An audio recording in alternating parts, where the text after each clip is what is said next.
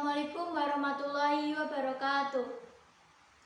Nama saya Afrilia Airastianti, kelas 8 dari SMP Negeri 2 Jatirogo. Saya akan membacakan cerpen berjudul Senyum Karyamin, karya Ahmad Tohari. Si paruh udang kembali melintas cepat dengan suara mencecep. Karyamin tak lagi membencinya karena sadar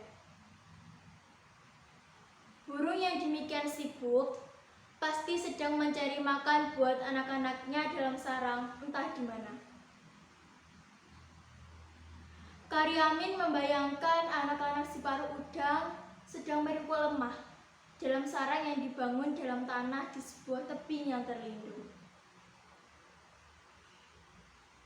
Angin kembali bertiup, daun-daun jati bertebangan dan beberapa di antaranya jatuh ke permukaan sungai. Daun-daun itu selalu saja bergerak menentang arus karena dorongan angin. Jadi, kamu sungguh tak mau makan, Min?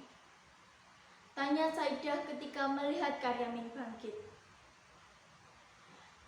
Tidak, kalau kamu tak tahan melihat aku lapar, aku pun tak tega melihat lenganmu habis karena utang-utangku dan kawan-kawan. Iya, Min, iya. Tetapi Saidah memutus kata-katanya sendiri karena Karyamin sudah berjalan menjauh.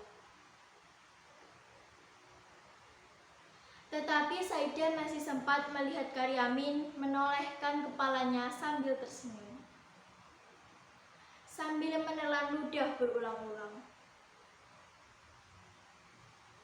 Ada yang mengganjal di tenggorokan yang tak berhasil didorongnya ke dalam. Diperhatikannya Karyamin yang berjalan melalui lorong liar sepanjang tepi sungai. Kawan-kawan Karyamin menyeru-nyeru dengan segala macam seloroh cabul. Tetapi Karyamin hanya sekali berhenti dan menoleh sambil melempar senyum.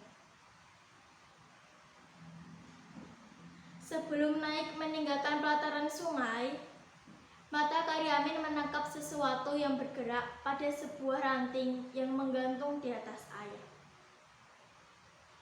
Oh, si paruh udang.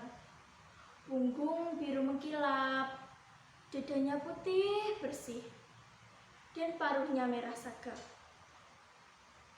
Tiba-tiba, burung itu menukik, menyambar ikan kepala timah, sehingga air berkecipak. Dengan mangsa di paruhnya, burung itu melesat melintas para pencari batu. Naik menghindari rumpun gelangan dan lenyap di balik gerumbul pandan. Ada rasa iri di hati Karyamin terhadap si paruh udang. Tetapi dia hanya bisa tersenyum sambil melihat dua keranjangnya yang kosong. Sesungguhnya Karyamin tidak tahu betul mengapa dia harus pulang. Di rumahnya tak ada sesuatu buat mengusir suara keruyuk dari lambungnya. Istrinya juga tak perlu dikhawatirkan. Oh iya, Karyamin ingat bahwa istrinya memang layak dijadikan alasan buat pulang. Semalaman tadi, istrinya tidak bisa tidur lantaran bisul di puncak pantatnya. Oleh karena itu, apa salahnya bila aku pulang buat menemani istriku yang meriang? Karyamin mencoba berjalan lebih cepat. Meskipun kadang secara tiba-tiba banyak kunang-kunang menyerbu ke dalam rongga matanya. Setelah melintasi titian, Karyamin melihat sebutir buah jambu yang masak. Dia ingin memungutnya, Tetapi urung, karena pada buah itu terlihat bekas gigitan kampret. Dilihatnya juga buah salak berceceran di tanah di sekitar pohonnya. Karyamin memungut sebuah, digigit, lalu dilemparkannya jauh-jauh. Lidahnya seakan terkena air tuba oleh rasa buah salak yang masih mentah. Dan Karyamin terus berjalan. Telinganya mendenging ketika Karyamin menempuh sebuah tanjakan. Tetapi tak mengapa, karena di balik tanjakan itulah rumahnya. Sebelum habis mendaki tanjakan, Karyamin mendadak berhenti. Dia melihat 2 buah sepeda jengki diparkir di halaman rumahnya. Denging dalam telinganya terdengar semakin nyaring. Kunang-kunang di matanya pun semakin banyak. Maka Karyamin sungguh-sungguh berhenti dan termangu. Dibayangkannya istrinya yang sedang sakit harus menghadapi 2 penagih pengharian. Padahal Karyamin tahu bahwa istrinya tidak mampu membayar kewajibannya hari ini, hari esok, hari lusa, dan entah hingga kapan. Seperti entah kapan datangnya tengkulak yang telah setengah bulan membawa batunya. Masih dengan 1000 kunang-kunang di matanya. Karyamin mulai berpikir, apa perlunya dia pulang? Dia merasa pasti tidak bisa menolong keadaan. Atau setidaknya menolong istrinya yang sedang menghadapi 2 penagih pengharian. Maka pelan-pelan Karyamin membalikkan badan, siap kembali turun. Namun di bawah sana, Karyamin melihat seorang lelaki dengan baju batik motif tertentu dan berlengan panjang.